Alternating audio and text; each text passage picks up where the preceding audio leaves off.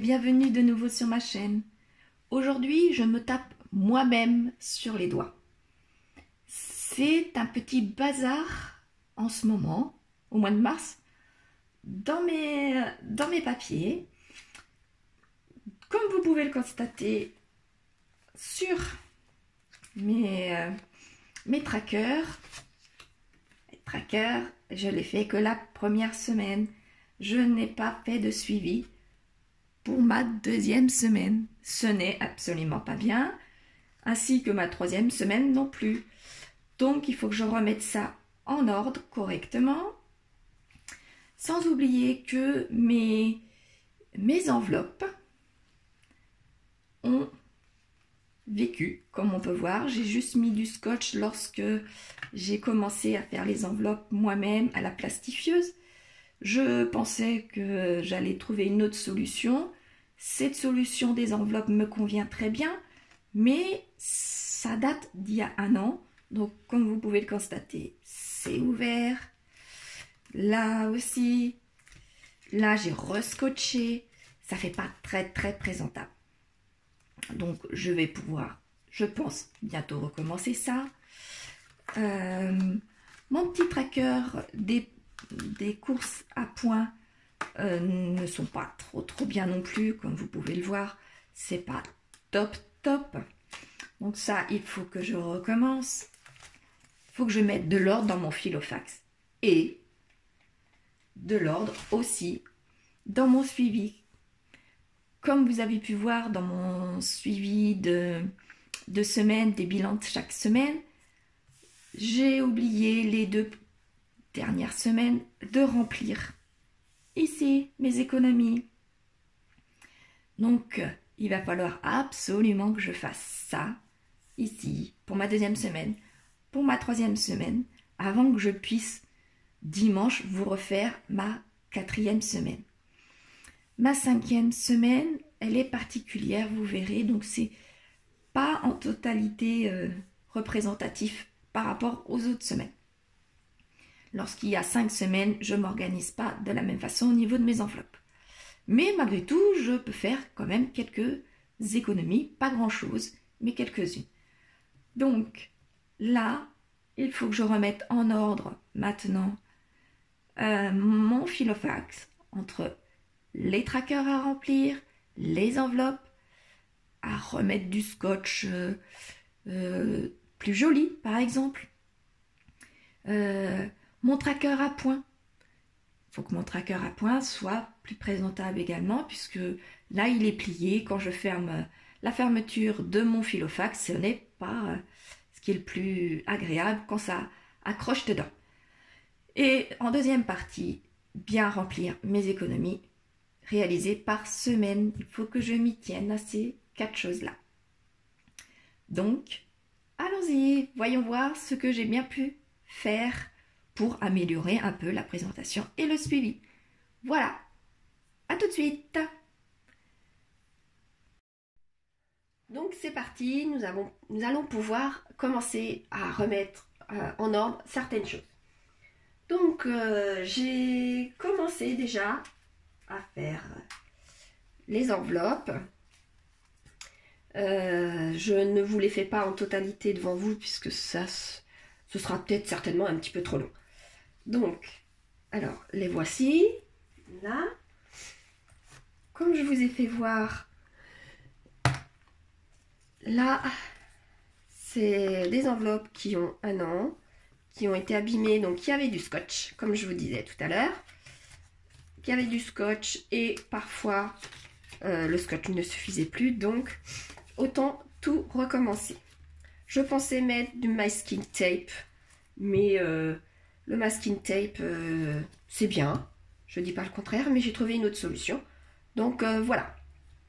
Voilà ma solution. J'ai repris des enveloppes plus grandes, plastifiées.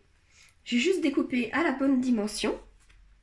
Et puis, bah, il n'y a plus qu'à les remettre dedans. Comme là, vous voyez, habillement. Voilà. Elles sont bien aussi. Voilà. Elles sont soudées. Je les ai perforées. Donc voilà. je vais vous expliquer. Il n'y a rien de compliqué, hein. Je vais vous expliquer comment j'ai fait. Voilà, c'est pas compliqué du tout. Hop. Hop là.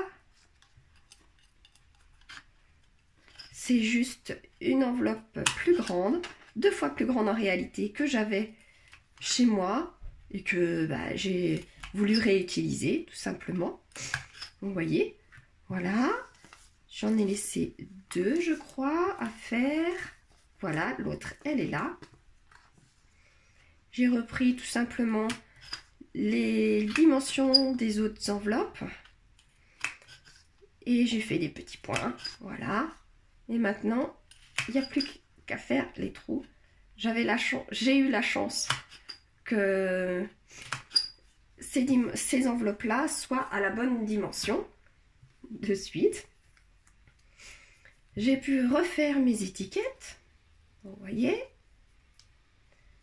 j'ai une étiqueteuse, elle a certainement 20 ans maintenant, donc je n'ai pas investi du tout dans une étiqueteuse. Voilà. Hop. Et l'autre étiquette. Et voilà. Vous voyez, elles vont être pas mal aussi et j'espère qu'elles dureront encore plus longtemps que les premières. Les premières, je les ai changées comme je vous ai dit au bout d'1 an. Elles auraient mérité d'être changées beaucoup plus tôt. Enfin, je ne trouvais pas la solution idéale. Donc j'espère que cette solution sera idéale. Il m'en manque juste une pour les trackers des courses à points. Les courses à points, c'était ça, vous voyez, elles n'étaient vraiment pas en bon état. Donc, je les mettrai, bon, je mettrai tracker course à points, hein, tout simplement. Je les mettrai comme ça, elles sont pile poil. Et elles iront à la suite de mes enveloppes classiques. Voilà. Donc, ceci étant fait, je vais pouvoir m'attaquer maintenant à mes trackers que je n'ai pas du tout fait du mois, à part la semaine 1. Donc, je vais pouvoir faire l'alimentation. Voilà. Donc, j'ai commencé à remplir. Donc, je vais pouvoir les jeter. Vous voyez, ils étaient vraiment en très, très mauvais état. Donc, je vais pouvoir les jeter. Mon tracker, j'ai commencé à l'inscrire. Donc, j'ai tout simplement marqué que le dépôt en semaine 2 et en semaine 3, je ne les ai pas renseignés à l'écrit. J'ai juste fait mes vidéos et à la fin de mes vidéos, j'ai tout simplement oublié de faire mes trackers et forcément faire aussi lorsque je prenais de l'argent dans ces enveloppes. Pour être tout à fait honnête, c'est un gros point noir pour moi depuis 1 an de renseigner mes trackers. Donc là, par exemple, là pour l'alimentation, comme je vous disais dimanche dernier, pour ma semaine 4, dimanche dernier, j'ai mis 40 € puisque je n'ai pas les enfants cette semaine. Ils arrivent que ce week-end. Et la semaine prochaine, ce sera parti. Donc, les 40 €, ils sont bien ici. Voilà. Et maintenant, j'ai plus qu'à mettre dedans.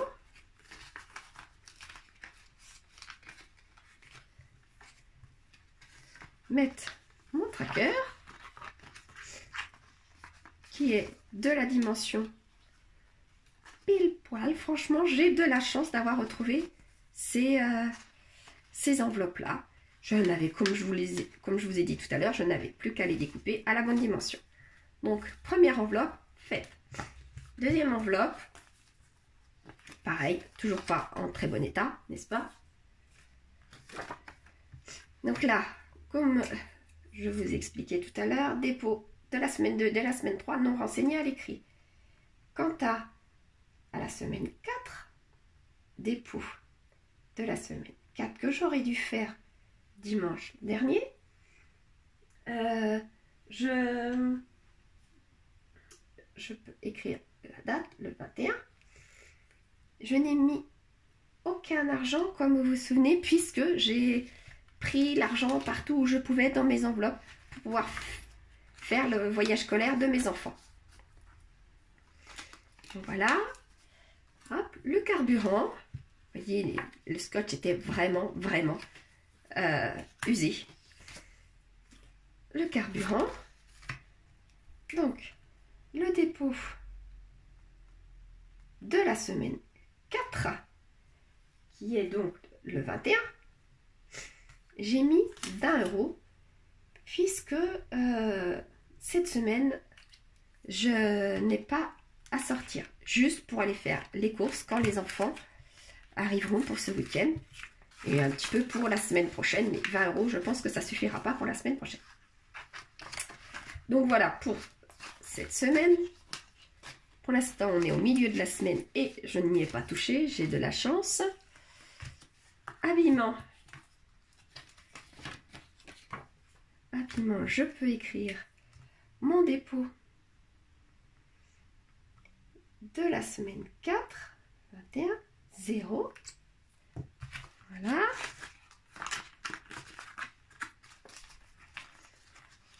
Voilà. La beauté.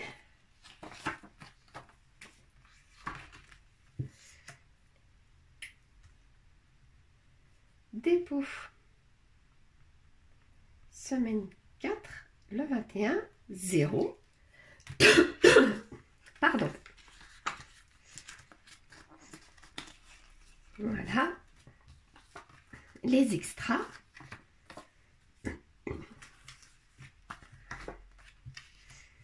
Semaine 4, dépôt. Semaine 4, le 21, 0.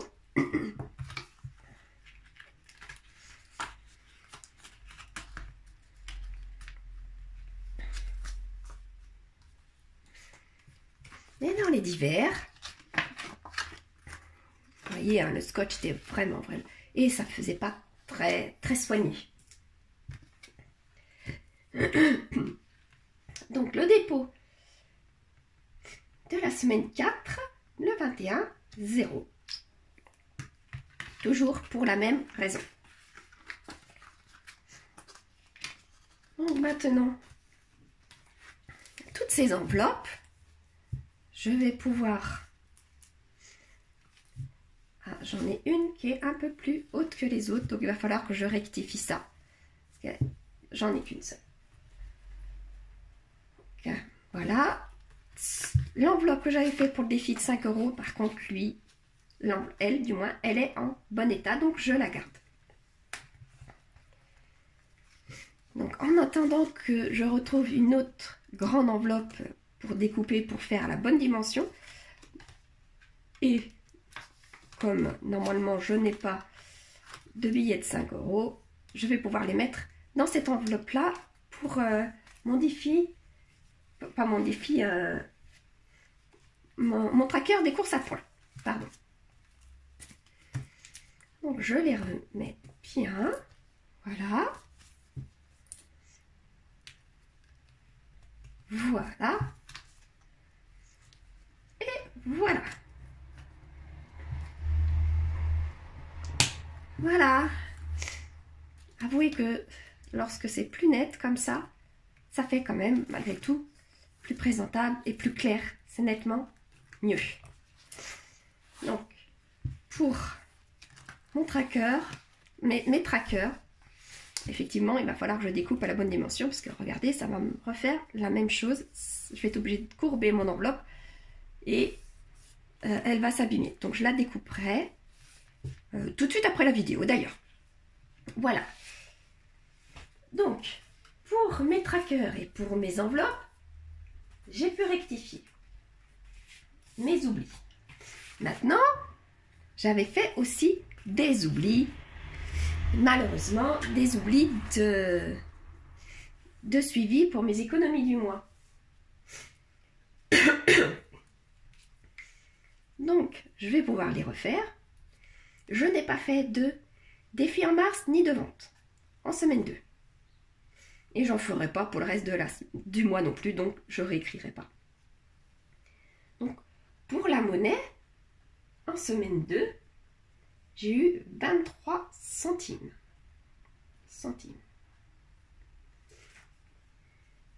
Pour le défi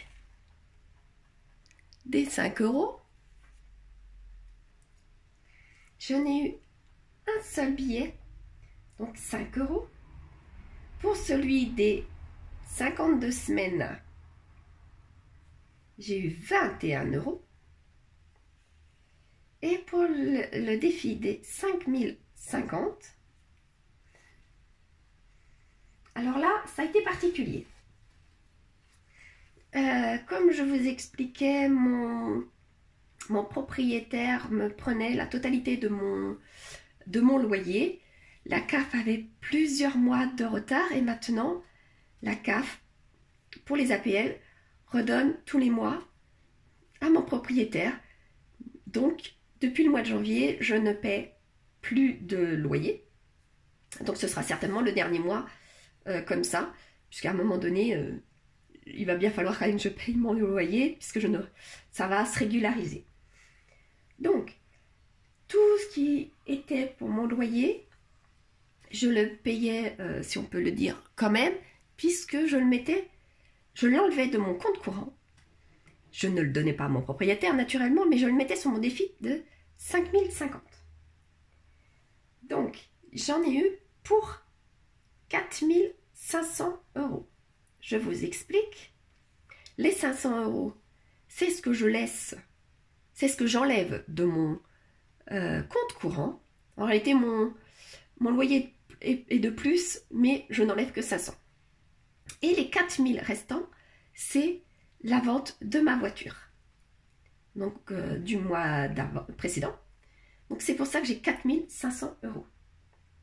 Donc, additionner tous ces petites économies, si on peut dire entre guillemets, j'en ai pour 4526,23 €. C'est pour ça que j'ai pu terminer mon premier tracker des 5050 et que j'ai pu commencer mon deuxième tracker. Donc pour la semaine 3, je ne ferai pas de défi en mars ni des ventes, je le sais. Pour ma monnaie, je n'ai eu que 2,04 €. Pour mon défi des 5 €, j'ai eu 2 billets de 5 €, donc ça me fait 10 €. Pour mon défi des 52 semaines, j'ai pu mettre 19 €. Et pour mon défi des 5050, j'ai mis 20 €. Donc ça me fait pour la semaine 3, 51,04 €. Vous voyez, là c'était réellement exceptionnel. Je vais en général que dans ce genre de montant-là. Là où il y a les montants un peu plus élevés, c'est à la 5e semaine, puisqu'elle est particulière. Donc voilà, j'ai rattrapé mon retard, si on peut dire, de mes suivis. Autant les trackers de mes enveloppes, et j'en ai profité en même temps de mettre mes enveloppes correctement, propres, ainsi que mes suivis par semaine. J'avais l'habitude de le faire l'année dernière et je trouve ça très bien. Donc je vois pas pourquoi ce mois-ci j'ai eu 2 fois un loupé.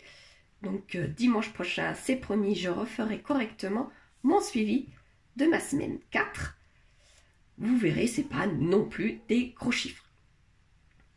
Voilà, j'espère vous avoir donné des idées pour bien refaire vos enveloppes. Effectivement, ça ne sert à rien d'y mettre très très cher. Juste ce qui vous convient le mieux et le plus clair possible. c'est ce qui vous fera progresser. Enfin, pour ma part, c'est ce qui me fait aimer les enveloppes, les systèmes des enveloppes. C'est que tout peut être très très clair et tout peut être très, très simple si on a un minimum de suivi. Voilà. N'hésitez pas à m'écrire pour savoir si vous avez aimé mes enveloppes, si vous avez aimé mon système. Encore une fois, je n'ai rien inventé, effectivement. Mais je trouve ça quand même plus clair de refaire correctement les choses aussitôt. Voilà, je vous souhaite une bonne fin de semaine et on se dit à dimanche pour savoir quel sera ce montant ici. Je vous remercie. Au revoir et bonne fin de semaine.